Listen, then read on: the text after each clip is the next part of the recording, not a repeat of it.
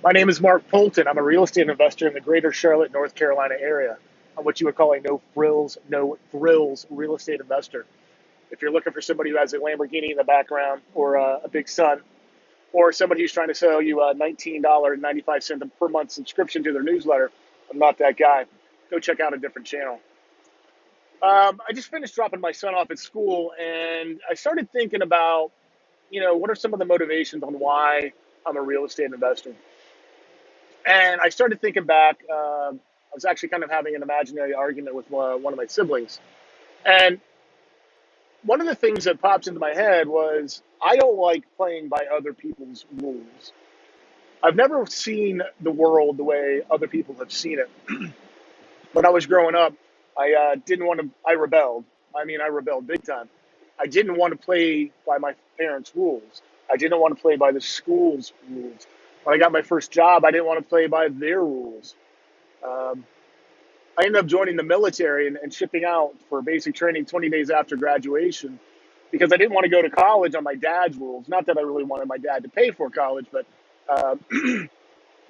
him paying for college was not an option. Uh, I could not imagine going to college on my dad's rules. I could now, but I was very immature and saw the world probably through more of an entitlement mentality. Uh, Definitely with an entitlement mentality back when I was younger. Uh, Played by the Army's rules because if you don't, you go to jail. Bad things happen if you don't decide to play by the rules by the Army. Uh, Actually, somewhat enjoyed being in the military. It very much woke me up to new ideas, crammed a lot of discipline down my throat, but maybe that's for a different video. However, when you go to work for large corporations, small corporations are a little bit different. I've worked for many, many small and medium-sized businesses in which I very much thrive, especially in the small corporation area, where creativity and out-of-the-box thinking and taking the initiative is actually it's mandatory if the company is going to succeed. Then I started working for large corporations. I worked for Microsoft. I'd worked for IBM, AT&T. Working for those corporations, it's very different. You are not encouraged to think outside the box. The rules that you have to play by are very stringent. If I make a if I make an erroneous post on Instabook or Facegram or something like that, I can easily get fired if somebody brings it to the attention of the corporation that I am currently employed with. That's one reason why I'm basically not on social media. I'm not going to take the risk with my W-2 job, even though it's probably not long for this earth.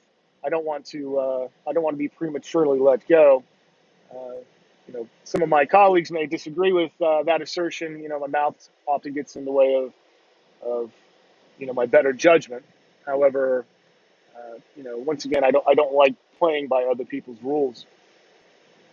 Well, the great thing about real estate is once you become financially free, and the sooner you do it, the less you have to play by other people's rules. To some degree, you have to play by the tax man's rules if they're going to come and take your stuff. You got to play by the policeman's rules, mostly, assuming you don't get busted, because they'll take you to jail. Things like speeding, you could probably get away with, but if you're openly dealing drugs in front of your house, the probability of you going to jail is going to be much more. And I was thinking about, what would I tell my son? If, is he going to be like me? Probably. I'm going to have a little bit of a different relationship, hopefully, with him than my father did with me. But, at 21, how much money do you need to be financially free? I bet you could live off of $1,500 a month and be financially free at 21. So that's rent. If you could probably rent a room for $400, a car payment of $400, cell phone bill. Well, I'm paying for him anyway, so I don't have to worry about it. But even then, it's $40. Some beer money, some insurance. That's covers your basic needs.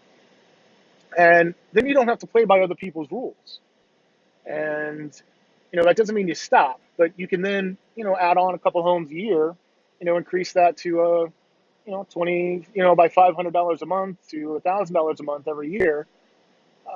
Money's not going to be a problem. Money's not going to be an issue. And then you don't have to play by other people's rules. You don't have to get up at 8 o'clock. You don't have to get up at 6 o'clock. Every day when I take the kids to school, especially early, I'm like, do you want to be like these people who are getting up and having to battle traffic to go uptown Charlotte to go to work? Do you want to work for a big bank until they've sucked every bit of the life out of you?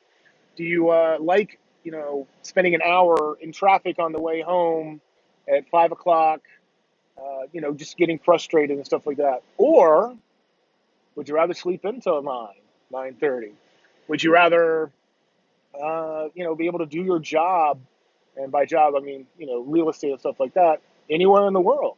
For the most part, all I need is an internet connection, a telephone, and I can probably do this business. Hopefully, some contacts locally where I have some rentals who can do maintenance and repair and stuff like that. If not, you can always call one of the big guys. Like we have to replace a dishwasher. I'll be doing that this weekend at one of our A-class properties. I want to make sure it's done right, so I'm going to do it. But I could call Ben Franklin Plumbing, and they could come in and they could do it. It's going to cost me a fortune, but I don't have to be involved in it. I could be in Tijuana right now. Had I had that philosophy or somebody had put that notion, I'm not saying that I would have taken advantage of it. I was a punk kid, so the probability of me doing that, but you know, the chance was never there. My kids will have that chance. Will they take it? Unlikely. But maybe, just maybe, they can see financial freedom and options and stuff like that. Maybe they'll plant a seed. Anyways, I hope you go out there and you live the "you won't stop me" lifestyle. I can tell you right now, you will not stop me. Financial freedom is just down the road. My wife will be coming home probably at the end of this year. I think that we'll have serviced enough debts, and you know, be able to replace her income without too much of a problem. I'm probably looking at about 2.5 years, and then I will be retiring. Anyways, go out there and I wish you success.